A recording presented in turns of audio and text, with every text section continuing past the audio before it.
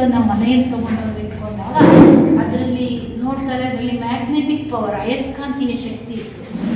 ಒಂದು ಲಿಂಗಕ್ಕೆ ಒಂದು ಲಿಂಗ ಅಂಟ್ಕೊಡುತ್ತೆ, ದೂರ ಆಗುತ್ತೆ, ಒಂದನ್ನು ಹೇಳಿದ್ರೆ ಮತ್ತೊಂದು ಹೋಗುತ್ತೆ. ಸೊ ಅದನ್ನು ಅವರಿಗೆ ಆಶ್ಚರ್ಯ ಆಯಿತು, ಈ ಲಿಂಗದಲ್ಲಿ ಅಯಸ್ಕಾಂತೀಯ ಗುಣ ಇದೆ ಅನ್ನೋದು. ವೈಟ್ ಲಿಂಗ. ಆ ನಂತರ ಅದನ್ನು ಕಂಚಿ ಸ್ವಾಮಿಗಳ ಹತ್ರ ಕೇಳಿದರು. ಅವರು ರವಿಶಂಕರ್ ಗುರೂಜಿಯವರ ಆಶ್ರಮಕ್ಕೆ ಕೊಡಕ್ಕೆ ಹೇಳಿದ್ದಾರೆ. ಅದನ್ನು ಆಶ್ರಮದಲ್ಲಿ ವೈಜ್ಞಾನಿಕವಾಗಿ ಪರೀಕ್ಷೆಗೆ ಒಳಪಡಿಸಿದಾಗ ಸಾಮಾನ್ಯವಾಗಿ ಅಯಸ್ಕಾಂತೀಯ ಗುಣ ಕೇಂದ್ರ ಪೋಲಾರ್ ರೀಜನ್ಸಲ್ಲಿರುತ್ತೆ, ಧ್ರುವಗಳಲ್ಲಿರುತ್ತೆ. ಆದರೆ ಈ ಲಿಂಗದಲ್ಲಿ ಸೆಂಟರಲ್ಲಿ.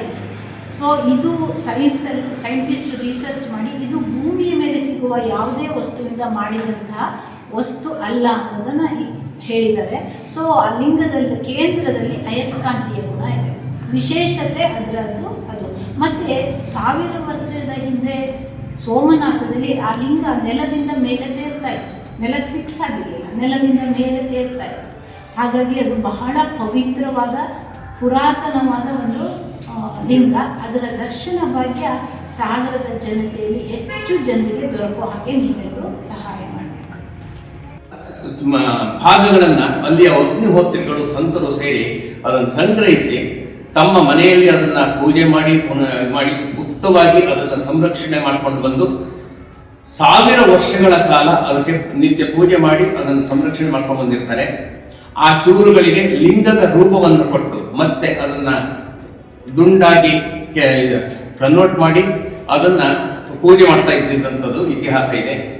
ಅದನ್ನ 1000 ವರ್ಷಗಳ ನಂತರ ಶ್ರೀ ಶ್ರೀ ರವಿಶಂಕರ್ ಗುರೂಜಿಯವರ ಹಸ್ತೆ ಆ ಲಿಂಗಗಳ ಅಷ್ಟೂ ಲಿಂಗಗಳನ್ನು 11 ಲಿಂಗಗಳನ್ನು ತಂದು ಸಮರ್ಪಣೆ ಮಾಡಿರ್ತಾರೆ.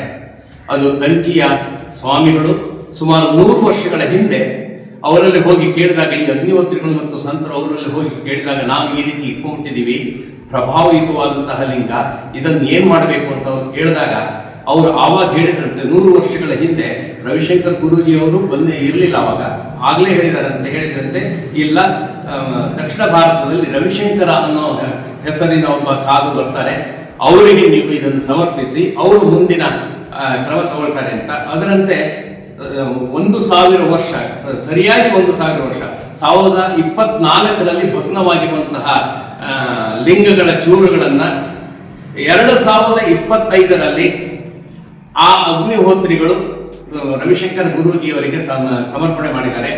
ರವಿಶಂಕರ್ ಗುರೂಜಿಯವರು ಅದು ದೇಶದ ಆಸ್ತಿ, ಹಾಗಾಗಿ ದೇಶದಲ್ಲಿ ಎಲ್ಲ ಕಡೆ ಅದು ಪರಿಕ್ರಮ ಆಗಬೇಕು, ದೇಶದ ಎಲ್ಲ ಭಕ್ತಾದಿಗಳಿಗೆ ಸನಾತನಿಗಳಿಗೆ ಅದರ ದರ್ಶನ ಆಗಬೇಕು ಅನ್ನೋ ಕಾರಣಕ್ಕೋಸ್ಕರ ಪರಿಕ್ರಮ ಮಾಡ್ತಾ ಇದೆ ದೇಶದ ಎಲ್ಲ ಭಾಗಗಳಲ್ಲಿ.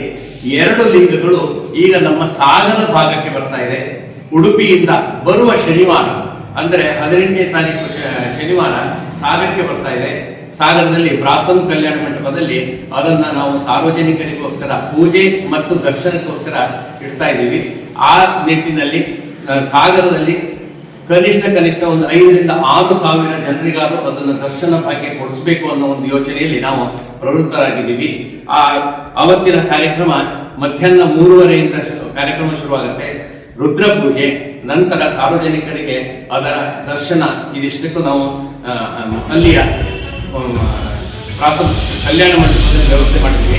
ನಾವು ಮಾಧ್ಯಮ ಮಿತ್ರರಲ್ಲಿ ಕೇಳ್ಕೊಳ್ಳೋದಿಷ್ಟೇ, ಸಾಗರ ಪ್ರಾಂತ್ಯಕ್ಕೆ ದೇವದುರ್ಲಭವಾದಂತಹ ಒಂದು ಭಾಗ್ಯ ನಾವು ಬಂದಿದೆ. ಎಲ್ಲ ಸನಾತನ ಭಕ್ತರಿಗೆ ಅದು ಅವಕಾಶ ಸಿಗಬೇಕು, ಅವರೆಲ್ಲರೂ ಬಂದು ಈ ಕಾರ್ಯಕ್ರಮದಲ್ಲಿ ಪಾಲ್ಗೊಳ್ಳಬೇಕು, ದರ್ಶನ ಮಾಡ್ಕೊಂಡು ಹೋಗ್ಬೇಕು ಅನ್ನೋದು ನಮ್ಮ ಆಸೆ.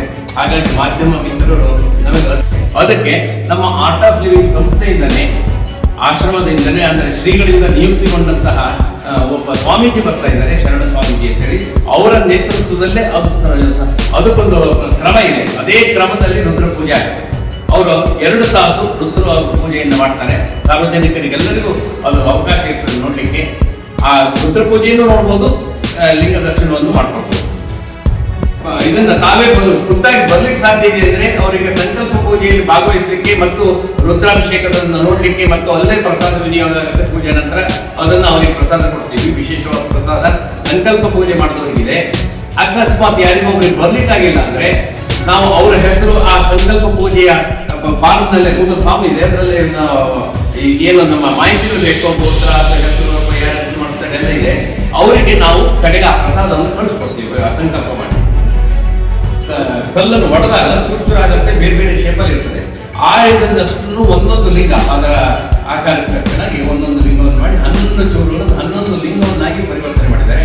11 ಲಿಂಗಗಳಿಗೂ ಸಮಾನ ಶಕ್ತಿ ಇದೆ. ಅದು ಈಗಾಗಲೇ ಎಲ್ಲ ಕಡೆ ಪರಿಕ್ರಮದಲ್ಲಿದೆ. 2 ಲಿಂಗಗಳು ಈ ಕಡೆ ಬರ್ತಾ ಇದ್ದಾವೆ. ಅದು ಮಂಗಳೂರು, ಕಲ್ಲಡ್ಕ, ಮಂಗಳೂರು, ಉಡುಪಿಯಲ್ಲಿ 17ನೇ ತಾರೀಕಿದೆ. 18ನೇ ತಾರೀಕು ನಮ್ಮಲ್ಲಿ ಬರ್ತಾ ಇದೆ. ಇಲ್ಲಿಂದ ರಾತ್ರಿ ಶಿವಮೊಗ್ಗಕ್ಕೆ ಹೋಗುತ್ತೆ. ಶಿವಮೊಗ್ಗದಲ್ಲಿ 19ನೇ ತಾರೀಕು.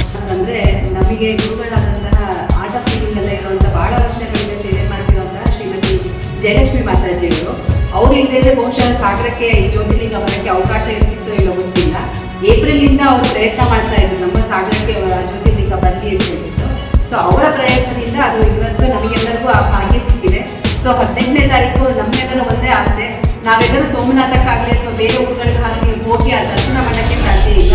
ಹಾಗಾಗಿ ನಮ್ಮ ಸಾಗರದಲ್ಲಿರುವಂಥ ಜನಕ್ಕೆ ಆ ಭಾಗ್ಯ ಸಿಗಲಿ, ಅವರೆಲ್ಲರೂ ಅದರ ದರ್ಶನವನ್ನ ಪಡೆದು ಎಲ್ಲರೂ ಪುಣ್ಯವನ್ನ ಪಡ್ಕೊಳ್ಳಿ ಅನ್ನೋದೇ ನಮ್ಮ